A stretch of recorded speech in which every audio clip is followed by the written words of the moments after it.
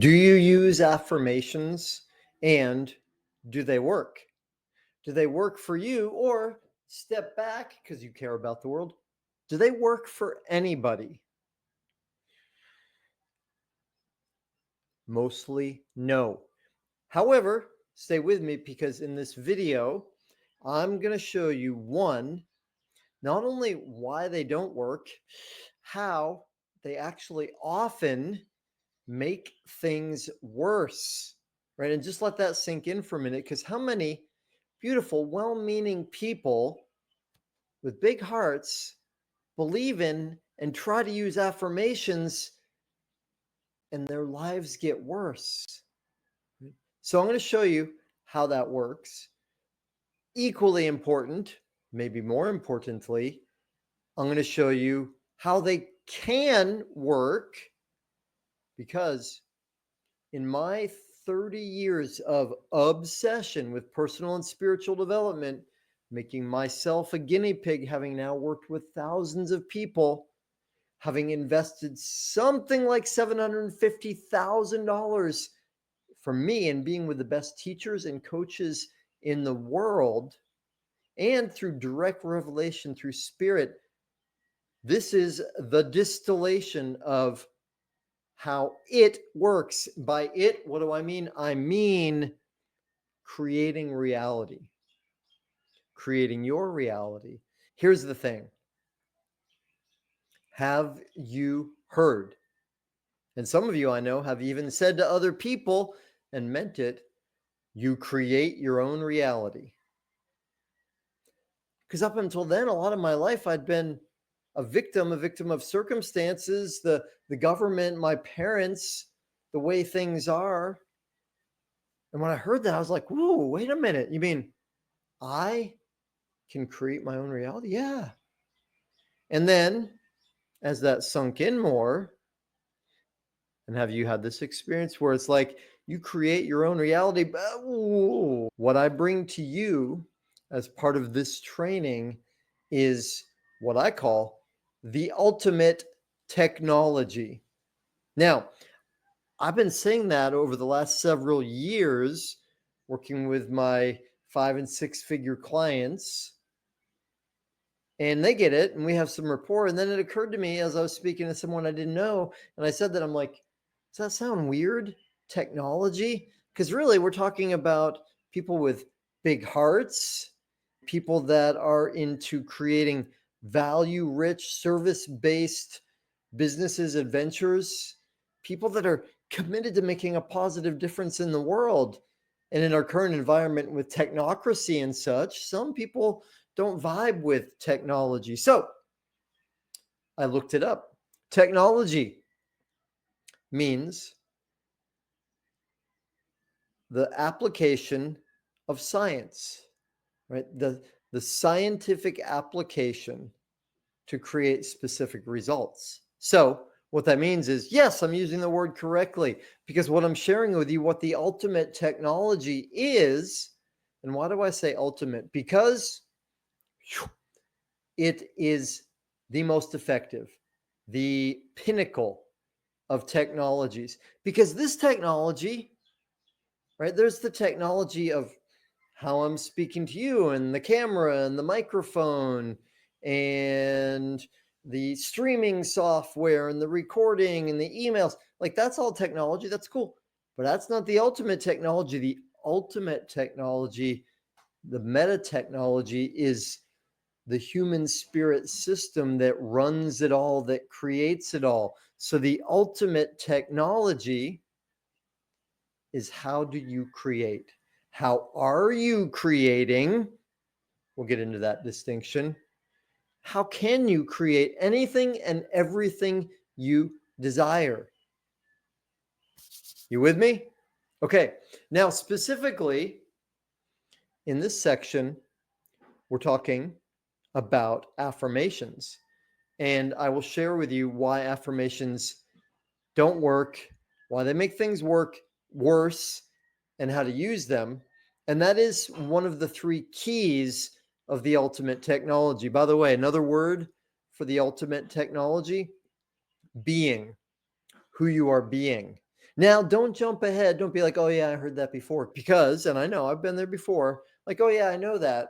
So, useful response is to ask the question, how, okay, that thing I've heard before, how well am I applying it? How else can I apply it in my life? What else can I understand about it? Questions rule. Good questions, great questions lead to an amazing life. So, being, aka identity, yes, that's exciting. Also known as vibration, if you want to take it to the esoteric side of things, right? Vibration. Our state of being, it's the collection of thoughts and feelings. Well, where do those come from, though? So, on our way to understanding affirmations, let's get to the core of being and results. This is through a framework, the distillation of my 30 years, called the river of causality. The river of causality. So, what do you want? Like, what is it that brought you here? Okay, yeah, maybe it was a video about affirmations, maybe about the ultimate technology. Still, though, why do you care about affirmations? What would you affirm? What is it that you would love to have in your life? There are things. Everybody wants results. And that might be more income, more clients, greater impact. That might be to be healthy in my body now. That might be to create a marriage, save a marriage, peacefully separate from a marriage. That might be like I have one high level client, it's like to connect more deeply with spirit, big business. And now got all the money she wants. Now it's about how do I connect more deeply to spirit? This is a realm I haven't gone into so much before. So everybody wants results. Now, prior to results, if you go upstream, up the river from there, what is it that must come before results? Always action. Action must precede results. And people sometimes answer positive thinking, visualization, optimism. Yes, those things matter. Intention, yes, it matters. However, you can have a lot of positive thinking and intention, and without action, you're not going to get the results. Connect to the energy of, and poof, there it is. Or so it seems. I haven't got to that level yet. Most people I know, not so much. So, for 99.9% of us, preceding results is action. And since we are wise beings, we say, okay, let's go upstream from there. What precedes action? And that's the question of, well, do I act or not act? Right? Because if I don't act, I don't get the results. If I do act, well, let's subdivide further. I can act ineffectively, right? I can do the stuff, take the actions, make the calls, ask the girl out, rake the yard, whatever it is. I can do the thing, but if I'm doing it poorly, I'm not going to get a great result. Are you with me? Give you the example of my friend Theodore, single guy, walking down the street. He sees a woman to whom he's attracted. What happens? Here are the options. Walk right by, not say anything. Walk up to her and speak to her. So walk right by and not say anything. Why would that happen? Thoughts lead to the actions or inactions. Thoughts lead to effective action or ineffective action. So if Theodore has the thinking, she's way out of my league. If Theodore has the thinking, no woman would want to go out with me, he's probably not going to talk to her, right? Or maybe Theodore's read the book, talked to his empowerment coach, and he says, you know what? I just got to do the thing. I got to brave up. And he's going to go up to her and speak to her anyway, but he still get the thought, she's out of my league. Hi, I'm Theodore. You don't want to go out with me, do you? Or something like that, right? And we've all done some version of that. Or if he has a different thought, which is, hey, we might get along. Hey, you know what? Maybe we'd be great for each other. Maybe I could really serve her. and make her life better. If he has that thought, well, one, he's probably going to speak with her rather than just walk by. Two, when he does speak with her, it's going to be coming from a place of possibility, a place of empowerment, much more likely to be effective. Okay, are you with me? What do we got so far? We got results preceded by action. What determines the action? It's our thoughts. Closely related to our thoughts, language, feelings come from thoughts. So since we are wise, let's go one step further up in this river of causality, up the stream. We get to the source. Because we're wise, we ask the question, what produces those thoughts? How does it that Theodore comes to think she's out of my league or we might be great together? The thoughts come from who we are being. Who we are being is the source of everything in our life. This is the river of causality. Who we are being creates our thoughts, our language, our actions, our results. So, what does this mean for us? Why am I sharing all this with you? Because we're talking about how to create anything and everything you want in your life, how it's true that you create your reality, and even better, how you can do it in a way that works for you. So, there's a great saying, which is a bitter fountain cannot produce pure water. Another way of saying it is if the river right here is dirty, how effective is it to clean it up? Not very, right? Because we know if it's dirty here, well, the pollution's coming somewhere up here. And if we clean it up here, it's just going to get polluted again in a minute. Are you with me? So, wisdom, common sense, not always so common, says, well, go clean up where the pollution's coming from. A bitter fountain cannot produce pure water. So we go upstream to the source and we look at who we are being. The problem for so many people, the way this translates into reality, is they think, I'm going to change my action. I want different results, and action precedes results. I'm going to try this technique, this technique, this tactic, this tactic. I'm going to generate more business by calling people. That didn't work. I'm going to generate more business by doing social media. That didn't work. I'm going to generate more business by doing networking. That didn't work. Why? Because up here, I don't believe in myself, for example, a limiting belief that would nullify all of these. Of course they matter, right? So here I am on the island of Maui, and I look out this window and I see the Pacific Ocean. It's so beautiful. I see the North Shore of Maui where Jaws is, big wave surfing. Awesome. So yeah, tactics matter. We look west for the sunset. Look east for the sunrise. Tactics matter, however, they are of far secondary importance to the source, which means for us, for you, that if you want to get really good at creating your own reality, at creating what you want, then understanding this river of causality, understanding the ultimate technology is really useful. And what that means is go up to the source, your highest leverage activity, the place to start, what's most important, who you are being, who you're being, right? Your identity.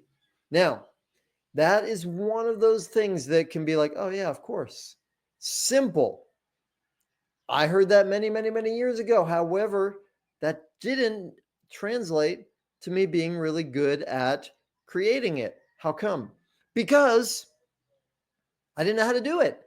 There is the ultimate technology. The ultimate technology is the science of being, the application of being to create being. How do you create being? 3 steps. Define who is, in my language, your supreme self, your best self, you without limitations. The you that creates everything you want, because that already exists. You can imagine it. You can imagine the results. You can imagine the being that creates it.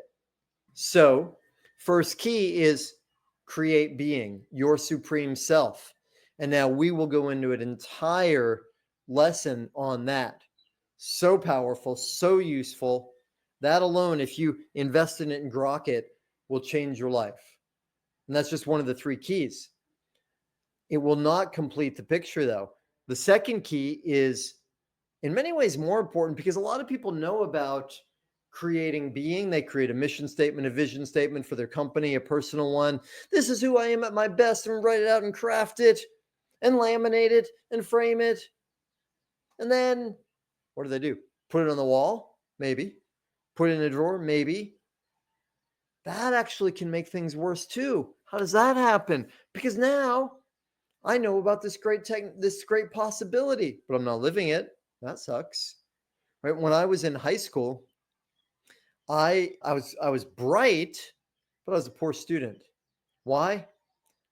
It didn't seem fun to me to do the work and do it.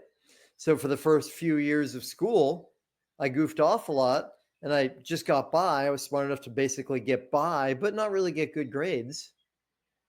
Then came my senior year and I was like, well, I want to go to college. Oh, and colleges choose the students based on their grades and the test scores. And I better get some good grades. So my senior year, I started getting good grades, straight A's. And then we took the tests, and where I was, that they were called SATs. And I did really well in the SATs. So I had high scores and I had a little bit of high grades and a bunch of low grades. And what did that make me in the eyes of the college admissions departments? It made me an underachiever. Same thing happens when we say, this is my potential. This is who I'm at my best. I write out my supreme self manifesto. This is who I can be. But if I'm not living that, creating that, then what do I get? I'm an underachiever. I'm disappointed. I'm not living up to my potential. That hurts. We might bury that pain. We might numb out from it. A lot of people do. Still hurts. So the first key is creating the supreme self via the supreme self manifesto. Second key is activating and cultivating it. And we will have a full lesson on that as part of this training too. We will dive deeply. It's not enough just to know we're in an area where we need to actually create, where the rubber meets the road is taking that potential, that hologram, that spirit, that infinite, and applying it in such a way that we get the results. I love the image of the magician from tarot cards, right? The magician, the first card after the fool, these are archetypes. He has his hand up here and he's in the sky with his hand. And that hand is saying, I'm tapped into spirit or God or the universe, the holographic field, the field of infinite potentials. It's all possible up there. Everything's possible. And so then the other hand is down here, comes through the heart, by the way. That's another story. We'll get to that. Comes through the heart and it's into the earth, under the field, onto the floor, into physical reality. That's the magician. Take the infinite, the possible, translate it through the heart and create it into reality. So that's the number 2 key. Activation and cultivation is to take that supreme self vision manifesto and apply it in a really effective, fun way, so that every day we are living more and more of that potential. And then the third key brings us back to the title of this particular lesson, why affirmations not only often don't work, they often backfire, and what to do about it. Because here's the thing, y'all. If we create our supreme self manifesto, which is really a set of statements or declarations, I am, right? I am powerful words in every spiritual tradition, because whatever follows that, that's our being. I am lucky, happy, weak, strong, smart. I'm the kind of person for whom it always works out. I'm a klutz. I'm somebody who's always losing what they find, right? These are all statements of being. And what is being, remember up here at the source of the river of causality, will come downstream into results. So, our Supreme Self Manifesto is a set of declarations, a compilation of declarations that define who we are. Number 2 key, activation and cultivation, is learning to live and become, condition those declarations into our being such that we are that and are living that. Now that's great. However, Thoreau said something beautiful. If you've built castles in the air, your work need not be lost. That is where they belong. Now, put the foundation underneath it. What does that mean? Up here, remember that? The magician up here, that's castles in the air, in the ether, in the potential. That's good. It's not enough. That's good. Now, put the foundation under. And the way I think of this is we can speak the declarations. This is who I am. However, if we're doing that on a foundation that is quicksand, it's not going to work. Right? So here's the problem. Make it very direct with affirmations. People say, I am successful, I am wealthy, I am sexy. And why do people make affirmations? Because they want to be that, but they don't believe they are. They're not that. I am wealthy. You never see wealthy people walking around going, I am wealthy. They know it. They are that. So it's always people that are aspiring to wealth who say, I am wealthy. And if we're smart enough to say, maybe I can say I am wealthy, we're also smart enough to know it's not true. I'm not. That's why I'm saying it. And so what does that mean? I am wealthy. And then another part goes, no, you're not. I am sexy. Dude, you sit on the sofa every night. Whatever that little voice, nah, you are not. That voice gets in the way of this creation. It not only undermines it, makes it untrue. We know it's not true. And what else does it mean besides it's not true? It means, well, I'm a liar. I'm not telling the truth. Makes things worse. Now I feel badly about myself. Not only am I not wealthy, but I'm a liar. I'm worse off. My mentor, Steve Hardison, he calls this putting frosting on poop. Putting frosting on poop. Or building a castle on quicksand. It's just not going to work. So, is all lost? No. That's where it should be. Put the foundation underneath. What does that mean? Clean up the poop. Take care of that voice that goes, no, you're not. Because what is that really? We'll go into greater depth of this because this is the third key. Clean up the poop, build the foundation, or in most straightforward language, compassionate self-forgiveness. Compassionate self-forgiveness. Why? Because when we declare this, which is, of course, possible, yet that other voice comes in and goes, nuh-uh, you are not. What is that voice? Judgment. Self-judgment.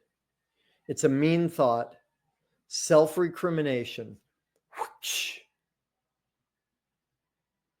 There's a great book by Cherry Huber called There's Nothing Wrong with You. It's a book about hate, self-hate. And so many of us have learned through education, through inadvertent messages from parents, teachers, even religion. You are not good. You are bad. There's a problem with you. We've learned to think negatively of ourselves, to beat ourselves up. Is it true or is it true? And if you say, nah, it's not true, that's not true. We all do it. It's only a question of degree. And even those of us who've gotten wind of this, realized and done a deep dive, compassionate self-forgiveness process, something I guide my clients through, right? Taking care of the poop, building the foundation. If we've done a deep dive, there's still more. There's always more because there's infinite possibility. Last little bit. Are you with me? Are you awake? Are you getting this?